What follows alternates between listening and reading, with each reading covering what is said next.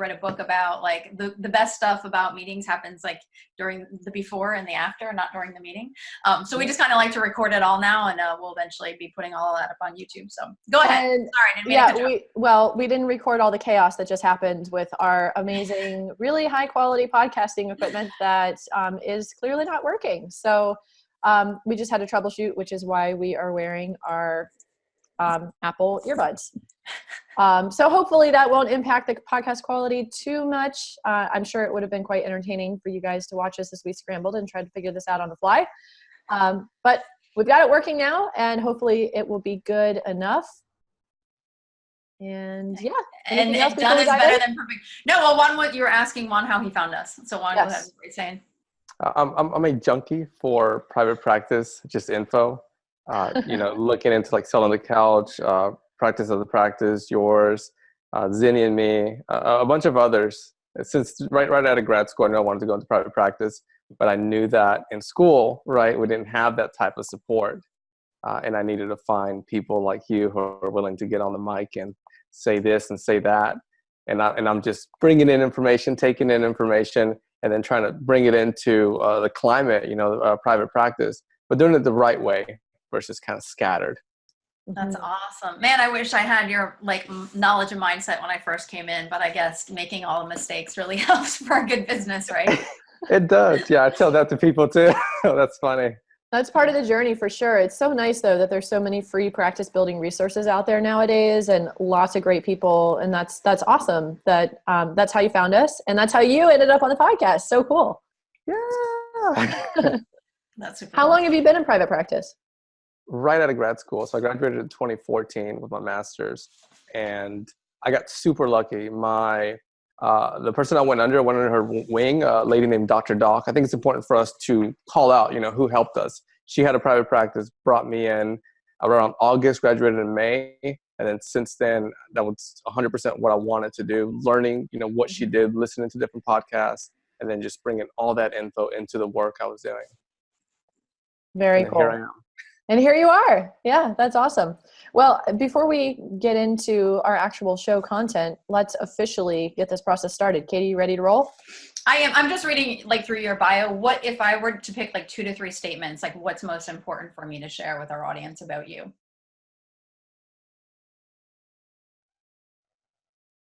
Are we frozen? No. Okay. Well, I saw a little bit of slowness there. And, okay. Did it delay? Just a little bit. Okay. So no, I was just asking you. Yeah, go ahead. First one is family. Okay. I take a different approach, I think, than, going in first with work. Maybe that's, being born in a very impoverished place. I grew up where family was very, very important and continues to be. The next is curiosity. Like I am very, very curious, which sometimes can be, it can be a pain in the butt because it could lead me in the wrong direction. And the third is I am, let's see, that's kind of awkward talking about yourself. I am an extrovert, which is different than like all my colleagues. Like I like to be loud. I like to be there saying, hey, this is me. Let's talk about this. Let's get up and going. And a lot of my colleagues are like, Juan, shh, let's kind of just, hang out here in the back. Gotcha. Awesome. And so you published a self-help book, right? Is that correct? Correct. Yeah. I did a couple of those throughout the years. I like to write a lot. Awesome. That's and so so cool. Overall, has like your experience migrating to the US, has that kind of positioned you for helping others and doing the immigration work and things like that? Is that yes. where that came from? Yeah. That's It has, yeah, directly from there. Okay, cool. All right. I just wanted to kind of just streamline it and just be really clear with that. All righty. Okay. I am officially ready now because I do the intro of the show, so I just gotta make sure that I'm all ready to go. Cool. I completely forgot to push the recorder. The timer? The timer. Kate. We're recording, but I forgot to push the Kate. I've got all these people calling me in text messages and like all these situations at my new office build out happening. So my mind was there, and I forgot to push the recorder. So okay, you're gonna make this your #1 New Year's goal. And It's did all you good. hear I told her one? I said, don't forget to push the I know you told me. I saw you Yep. looking like, where's the record button? I No, I was, yeah, nonverbals. it's okay. It's all good. This is what happens when I try and multitask. I, miss the little details. It's all good. We're not going to mess up and we're going to be perfectly imperfect. It's all good. Oh, now she just killed us. No, again. Okay. Absolutely So not. what we'll do is we'll pause for 5 seconds. We'll introduce the show. We'll introduce you. After we're done with everything and the sponsor, we're going to turn it over to you. And we really just like to have a free flowing conversation in regards to, immigration, and we'll ask a little bit of your story and just really kind of like the key factors and how can someone do these things if they are interested, and we'll go from there. Are there any key points that you want your audience specifically to pull from this presentation? And I asked that, I've done it at several conferences, and it can be very lengthy. I mean, I could be up there talking 2+ hours, where I think the key points, like if I had to redo it again and be taught, would be, what is it? What is this field? How do I build the practice around it? Mm-hmm. Mm-hmm. We'll have about, then how do I sustain it? Yeah, we'll have about 25 minutes. So keep that in mind as we talk, and try and hit on those key points as we're in that 25 minutes. Okay, so what that is works. it? How do I build a practice around it, and how do I sustain it? Mm-hmm. Ooh. Is that your phone? If you don't mind, just turn it on silent. That would be awesome. Just did. Sorry. Okay, That's okay. It's all good. It happened in one of my podcasts, our podcast last time. Yep, it happens. It's all good. So here for your talking points, I know you put understand common types of immigration cases, write effective and strong immigration evals, and how to find referrals. But if you want to go with the ones that you just shared, what is it? How do I build a practice around it? And how do I make it sustainable? We can talk on those talking points. What works best for you? Okay. I guess both are pretty much the same thing. Okay. Is So there let's one that keep you're it more the same comfortable with? Let's keep it the same since it's already typed out, and that'll be one less step on our end. And since it's the same content, we'll just run with how you have it organized already. Works. Cool. Awesome. Okay. So I'm going to hit the recorder, the timer now, because we'll just be able to.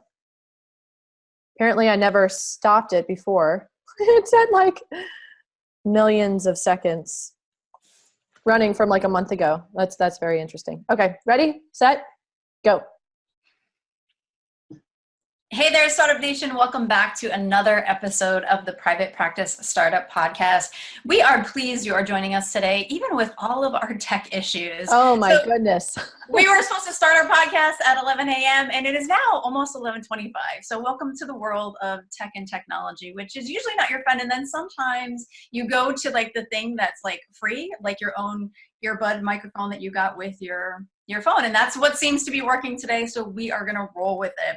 We hope you guys joined us last week, because last week was a super special episode. We had Jeb Blunt of the book Handling of Objections, and he talks to us on how to handle objections in private practice. So when we're talking about those things, these are the things like, well, it costs too much, or I'm not sure, or I have to speak to my spouse. So if you get stuck handling those, which I think probably we all do, that is a great podcast to listen to. So you're wanting to check that podcast out for sure.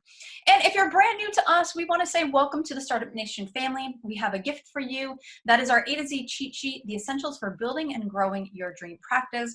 You can grab that at privatepracticestartup.com. Head over to the resources tab, and there you will see the A to Z cheat sheet. And that comes with 5 days of practice building emails to really help you get started. So today what we're going to be talking about is immigration hardship evaluations in practice. And Juan Santos had reached out to us. This is an area of specialty for him. He is a family man. He was originally born in the Dominican Republic and migrated to the U.S. when he was 7. He lives in Greensboro, North Carolina, and really his experience of moving into the U.S. and going through immigration prompted his desire to help others, and has become really interested in that. He shares with us that he's super curious, and sometimes it gets him in trouble. Kind of reminds me of Curious George. He's an extrovert at heart, and a lot of times his friends and colleagues are like, whoa, Juan, hey, let's just hang back out here. And he really loves writing, and he actually has published self-help books aimed at addressing issues of anxiety. And we want to just join me in welcoming Juan. How are you, Juan? Great. Yeah. So happy to be here. Thank you so much for taking some time to lend us your ears. My name is Juan Santos. And yeah, I'm a psychotherapist in Greensboro, North Carolina. And the majority of my practice does work around the area of immigration evaluations.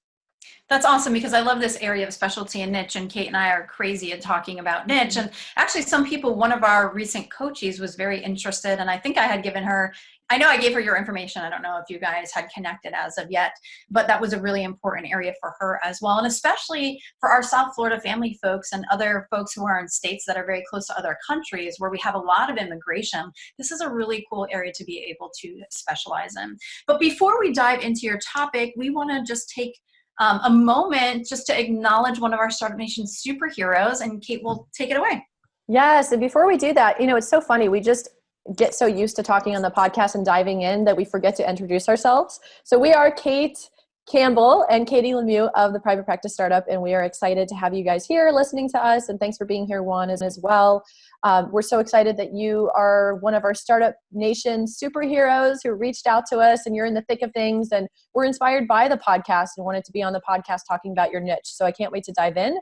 And we were inspired by listening to Amy Porterfield's podcast, Online Marketing Made Easy. I love following her. Her work is really cool. And I was inspired listening to a podcast around the holidays where she has started giving shout outs to her tribe who reaches out and gives either a testimonial or a review. And it's a great way of just giving a shout out, acknowledging this person. And then, Katie and I are so inspired by you guys. And when you guys share how we've helped you, it just inspires us to continue on this journey of really trying to provide the best quality products and services to really meet your needs. So with that being said, we wanted to give Aileen of Therapy Terrace Counseling a shout out. She had privately messaged me over the holidays and shared this really meaningful message. And I just want to read it to you guys real quick.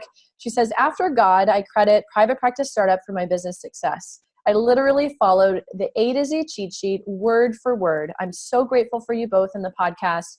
You both have inspired me to believe that I could do this, and now I can't imagine anything else. Thank you for inspiring my dreams." So that was something that just blew us away, and we loved hearing it, and we wanted to give Aileen a shout out. So if you're interested in getting a shout out and want to share some of the love, please send us your rave reviews. It's definitely something that inspires us to keep going along this journey. Now let's transition into our sponsorship message for this episode. When it comes to keeping your practice organized, you want software that's not only simple, but the best. And we highly recommend Therapy Notes. Their platform lets you manage notes, claims, scheduling, and more. Plus, they offer amazing unlimited phone support and email support so that when you have a question, they're really there to help. Get started today with the practice management software that's trusted by over 60,000 professionals. Go to therapynotes.com for your free trial. And if you enter the promo code PPS, as in Private Practice Startup, they will give you 2 months to try it out for free. And if you want to know more, you can definitely listen to our episode 54 with Brad Kleiner to really understand the ins and outs of Therapy Notes. And without further ado, let's dive into today's episode.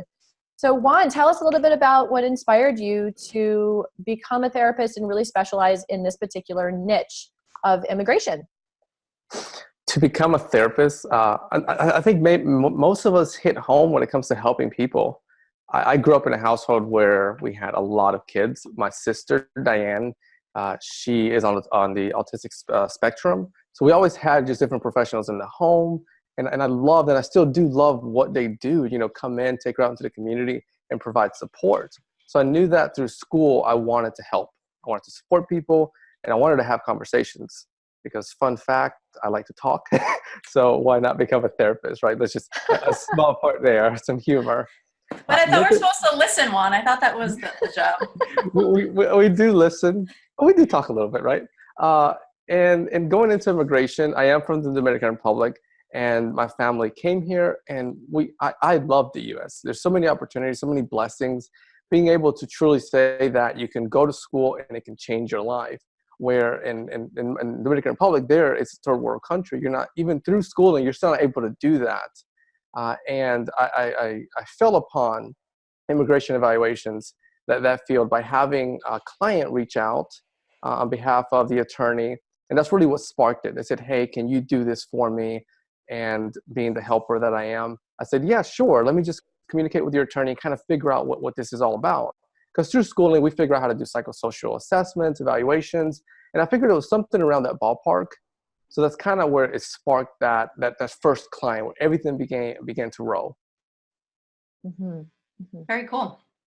And so I know when we were talking previously before we started the podcast, you had said that you knew you wanted to go into private practice out of graduate school, and you graduated in 2014. So did you jump right into doing the immigration stuff, or that kind of manifested over time? Did you know you wanted to do this?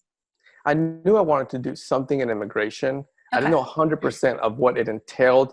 Just like I know I wanted to do, let's say, CBT, but through grad school, I still didn't know entirely what it meant, what it's like to be there with a patient and work through, from step 1 all the way to step Z, where, they're exiting the practice. With my first patient, it was around September.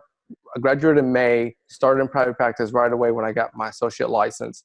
The clinician that was over me, a beautiful, strong woman, her name is Dr. Robin Dock. She was able to support. She had a background in custody evaluations. She had a background in being okay with working with attorneys, which I think sometimes as clinicians, as counselors, we get really nervous when it comes to working in that legal field. She took me under her wing. I said, hey, this is the client I'm working with. And then she helped me on, okay, this is how you want to write the evaluation. This is what you want to do. And I'm very blessed to have had that support. And then from there, of course, I reached out to the attorney, to the client, and that was the first patient. And then it just continued to grow and to grow. Tell us a little bit about the services that you provide for immigration evaluations, and do you provide therapy as well? Well, with immigration evaluation, we have, as clinicians, we have counseling, right? So we have psychotherapy, then we have evaluations. We don't want to mix those, of course, because, ACA, not having that dual relationship, mixing clinical work with evaluation. Now, that will be in this field here in immigration, it's entirely evaluation. Someone will come when they're working with an attorney, and they're navigating that process for different type of cases. As an example, one case could be a U visa. That's where a crime has happened to that individual. A different case could be a hardship waiver. That's where, let's say, if I, Juan, am a U.S. citizen, and then you, Kate, you are undocumented and you're living here, then we will go to an attorney where that person will help us allow you to have legal status, be able to stay here in the U.S. and not have to go back. And there's more details to it, but that's like the big picture of it.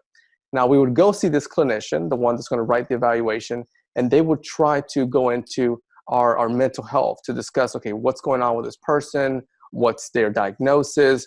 What's the impact of them going back to their home country? Overall, what type of just big picture change is going to happen?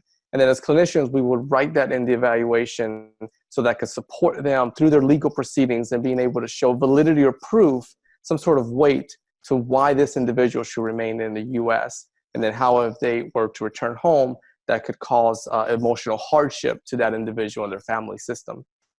So what is really our role in the immigration evaluations?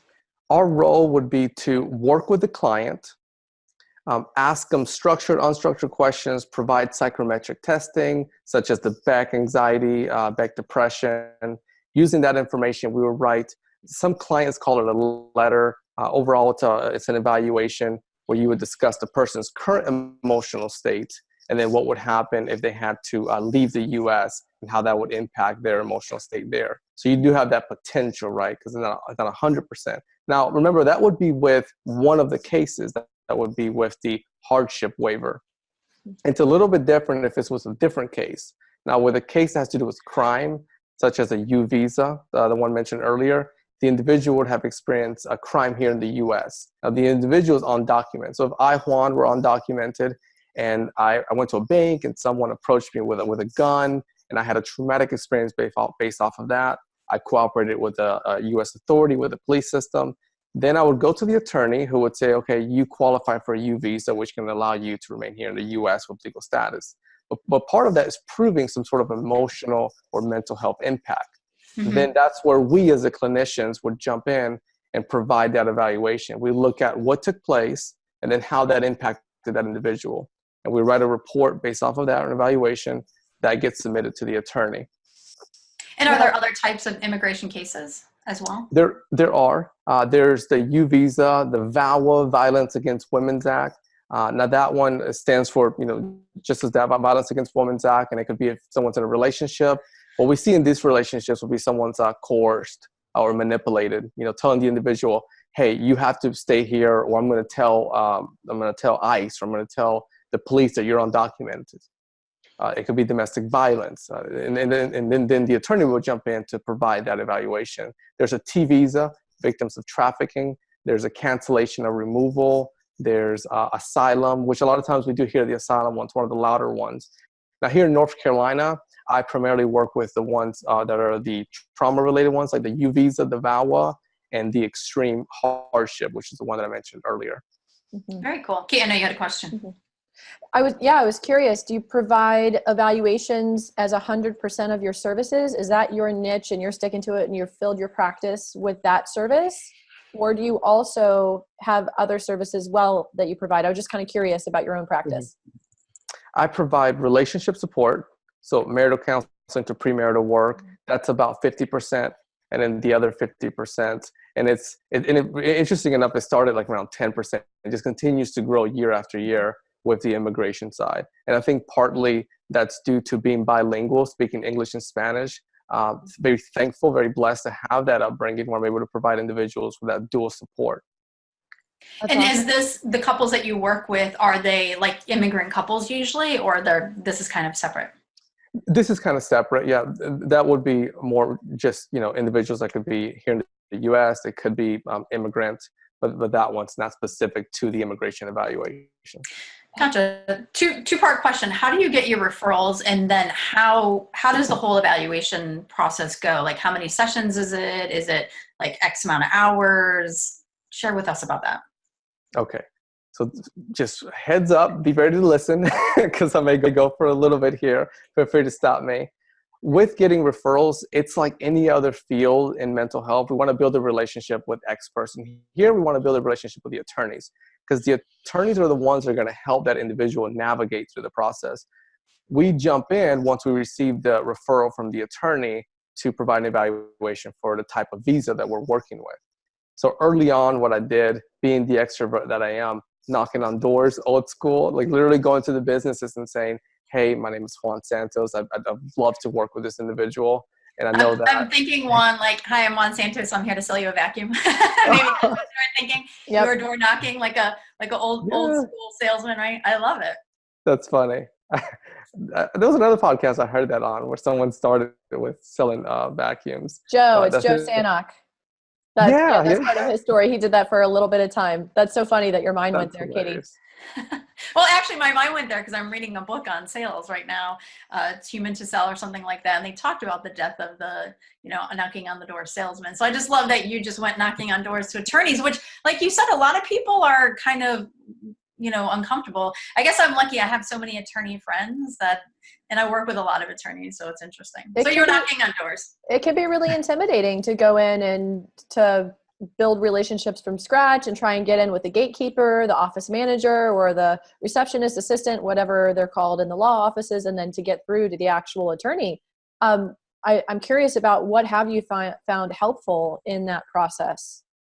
With the process of marketing, what I found helpful is when you reach out to an attorney, focus on the paralegal. That's the one who's going to have a really great relationship with the attorney. And it's like, I love watching The Office. I watch it over and over. But the paralegal is the Pam of The Office. What also works is creating videos of you discussing the immigration process when you work with the client. So then if you're an introvert, you don't have to go to the office. And in these videos that you create, it's just you talking about how you would do the evaluation, what the work is, and then you send that over to the attorney.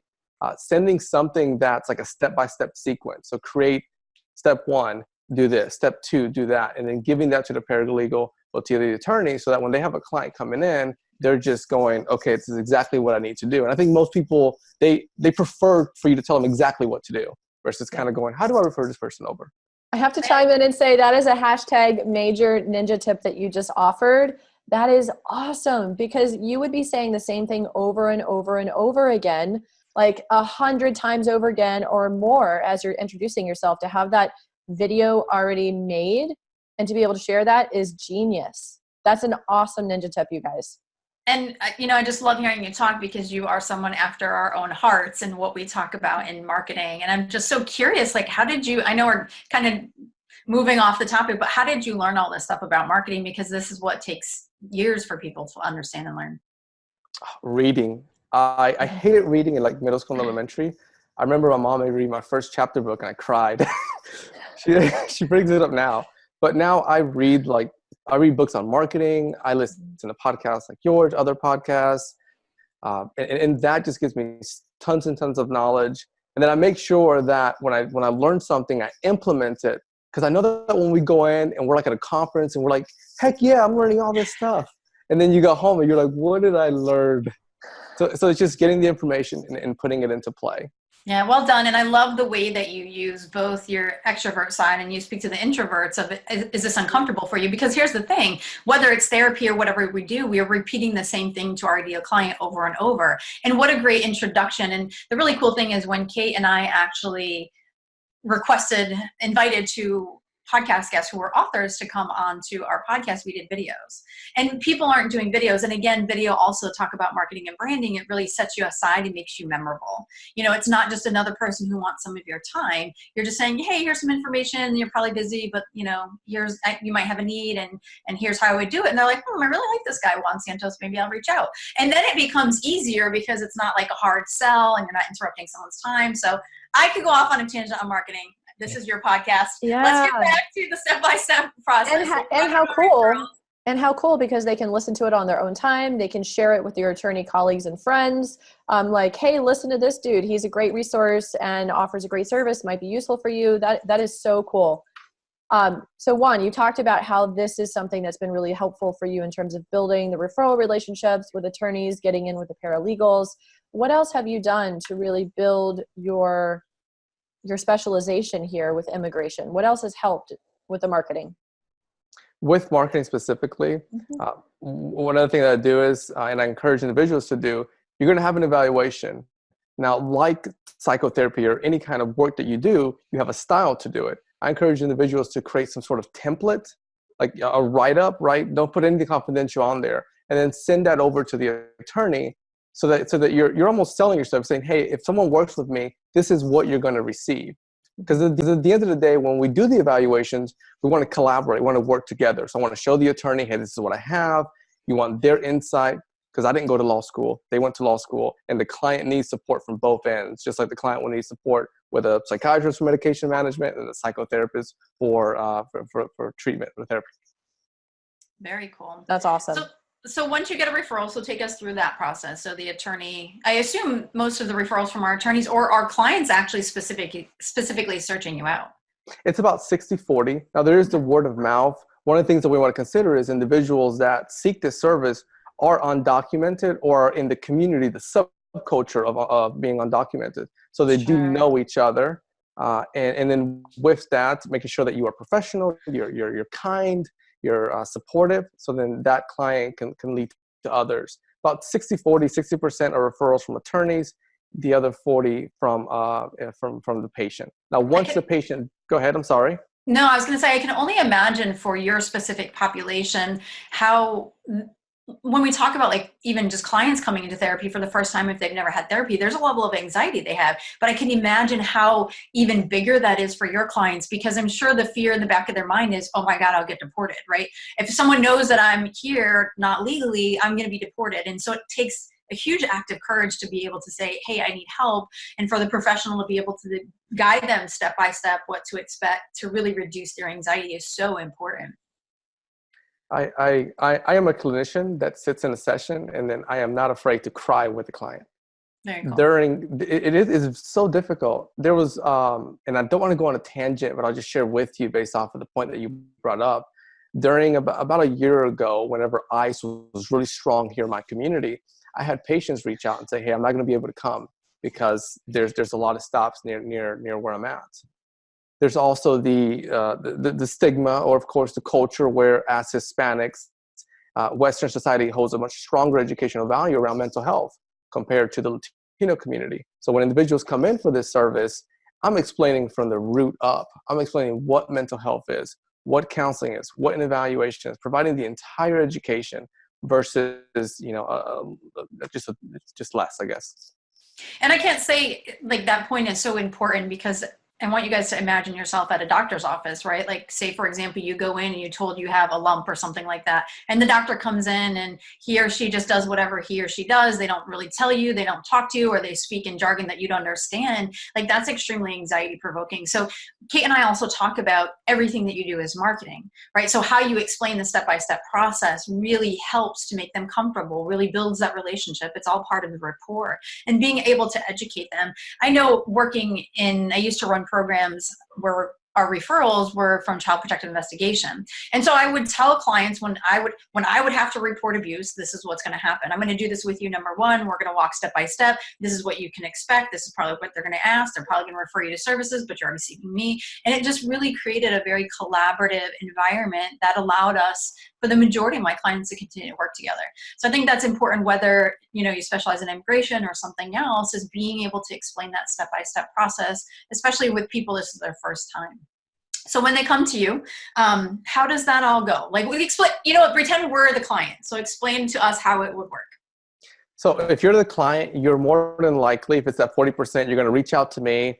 And this is where we go back into the lack of education within that subculture. They're calling and they're saying, hey, Juan, I'm working with my attorney and I need a letter. It's for immigration, right? And in my head, I know what they're saying. They're saying, I'm working with my attorney. I'm either in a VAWA case, a U visa, a hardship waiver, and I need a psychological evaluation to support me through the proceedings of this case, right? In that language, the option B I gave you is so much different than, hey, I need a letter.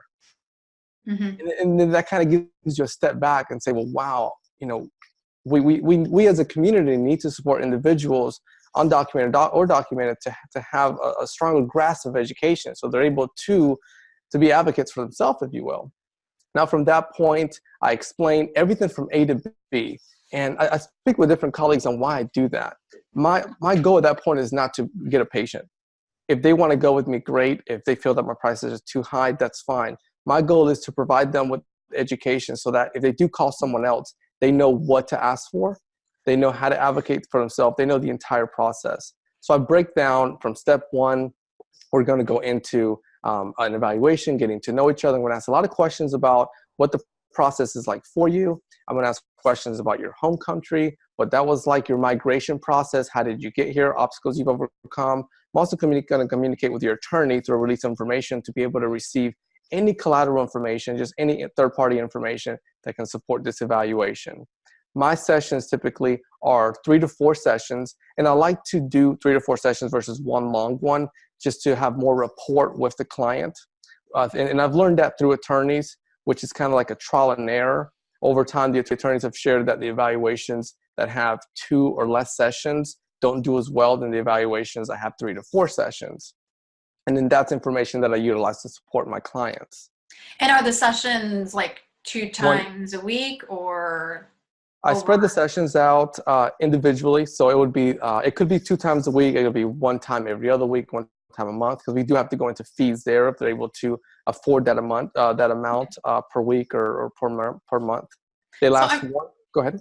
I love how you position yourself as being just so genuinely helpful and ensuring that the people that you speak with that are potential clients, potential referral sources, you want to make sure that they're an informed consumer. You take that time to help them understand what to expect with the whole process and what that's going to be like. Even if they can't afford your fee, you could refer them to someone else who could. It's just that position of being genuinely helpful. And even if that person can't afford you, they can still be a great marketing source for you in terms of the word of mouth referrals. And so that position of just genuinely being helpful really does work so well.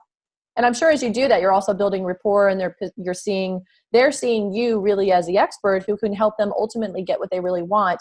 So even if it is something that's out of their price range, I'm sure that you have better success converting people that way too. I just wanted to acknowledge that, because that is really important. Thank you. Yeah, it's a spinning image of what you both do here, right?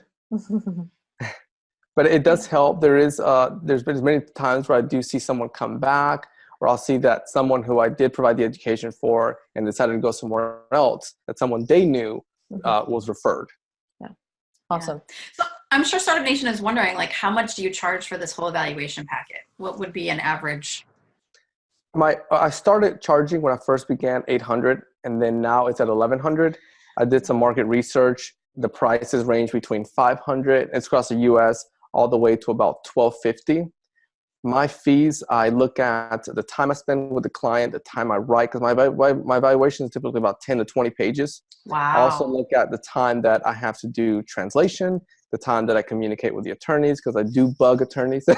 So I try to have a lot of conversations with them because they're in that team. It's me, the attorney, and the client. Very cool. Well, I wish we had more time to really talk about this. And I know that we kind of went on some tangents because you're just speaking our love language, which is marketing. And it's so cool just to really hear your own experience and graduating in 2014, knowing that you wanted to go into private practice, really diving into learning and implementing. I think that's so important.